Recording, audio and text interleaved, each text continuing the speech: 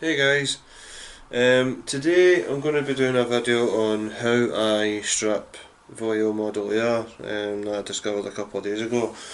Um, After trying airbrush cleaner and stuff like that, it wasn't very good at stripping it.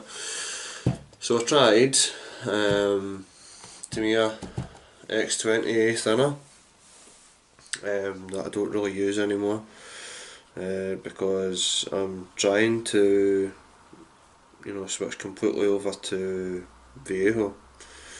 So what I've done, and I remembered because this is a lacquer thinner, and I realised that the Vallejo Air and the Tamiya paints don't mix well. The Vallejo is water based, it's a vinyl water based paint, and the Tamiya and Mr. Hobby and stuff like that, they are lacquer based. Now I don't know if Mr. Hobby does a lacquer thinner, which you might get more in the bottle. This stuff can be pretty expensive. For 250 ml of this stuff I paid $5.75 out of Jameson's Models in Glasgow, which is no longer in business. Jameson retired, and one of his workers set up Scott's Models in Glasgow. It's round about George Square. I haven't been to the shop yet for a look about, but I normally get all my stuff on things like eBay anyway. But on to this. Now, as you can see here, that's stripped the primer and the paint off.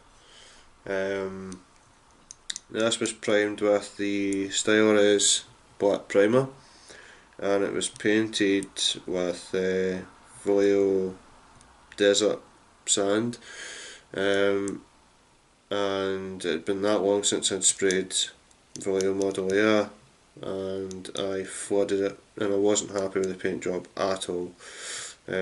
So trying a couple of different things, and then I tried this. Now, as you can see, I've got a little jar here that I used yesterday.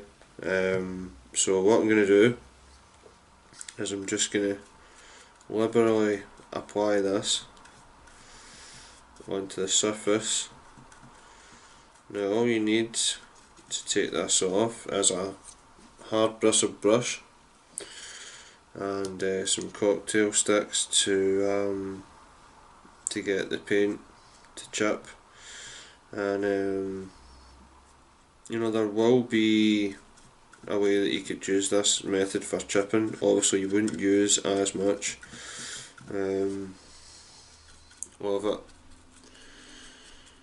as you would if you were stripping the model, but I'm just going to zoom in, guys, so you can see a little bit better as to what I'm doing. Now take a liberal amount on the brush and just apply it over the area that you want to chip.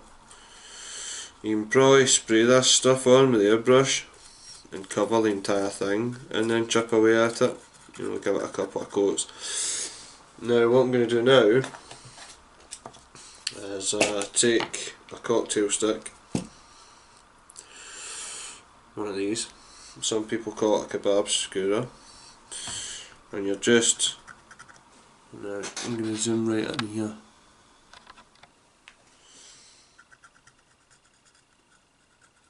Now as you can see, in shot here, that's taking that right off. So now that I've chipped it, I'm going in with a hard bristle brush and just brush it away, get into all those areas. Now I flooded this thing because it was my own fault because I didn't do my homework on air pressures and stuff like that. I just kind of went in and did my own thing. But as you can see, this takes it right back to the bare plastic. So if you're not happy with your paint job and you haven't clear coated it, then this will take it right back. Now, I don't know whether this would work if you had applied a clear coat. I haven't tried that. I'll maybe do a wee experiment and see if that would work. Now, Colin says that the aqua gloss is like bulletproof, and I have it around here somewhere. It was like a little test piece that I did. In fact, it's here. Sorry guys, that bench is a mess. Now that was after one coat. Hold on, till I get this into shot. That was after one coat, and you can see how, better off zooming out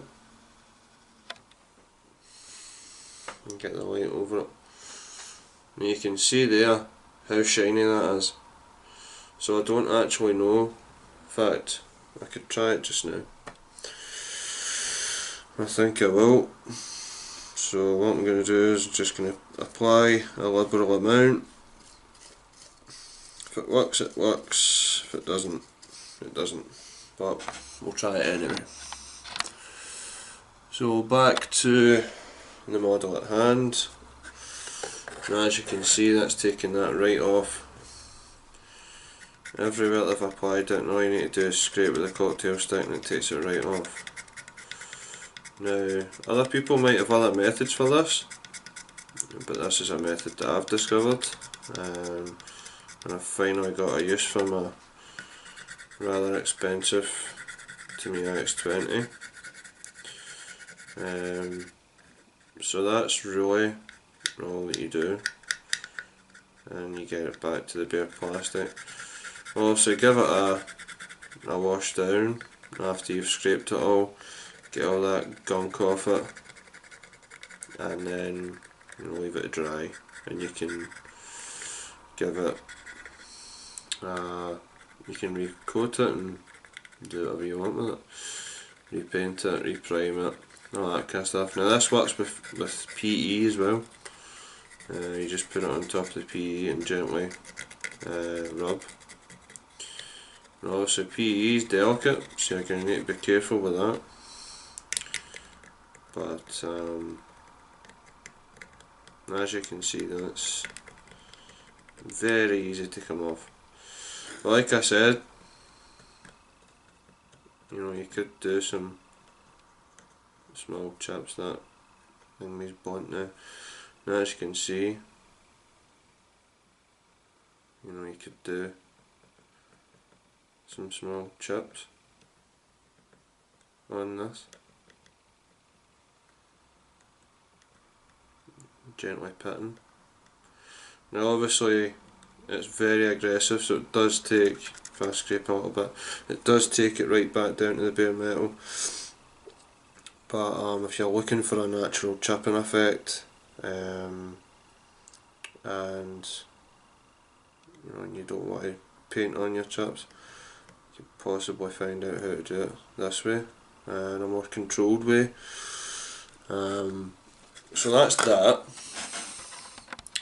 I'm going to zoom back out here, and we're going to put this to the side, and I'm now going to try. Now this has been clear coated with Alclad Aqua Gloss, so let's give it a go. There we go. Now I only gave this Aqua Gloss one coat, so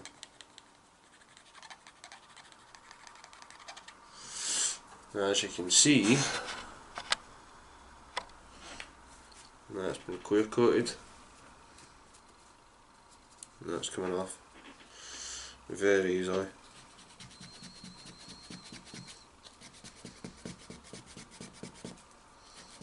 Taking it back to the primer, and then taking it back to the bare plastic. Like I said guys, this might be a little bit expensive way to do it. However, for a bottle of this, and you've seen how much I've used in it, and I won't even use all that. You know, you could jar that up, use it again.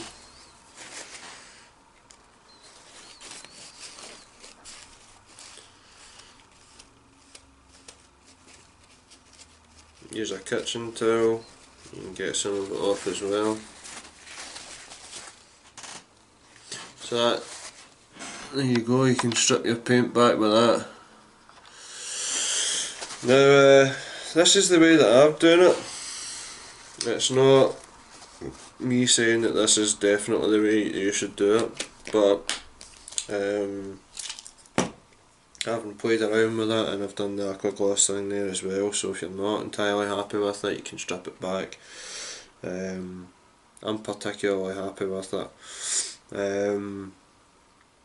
I will be trying to see over the next wee while other things that I can come up with, messing around here to get a sort of chipping medium out of it.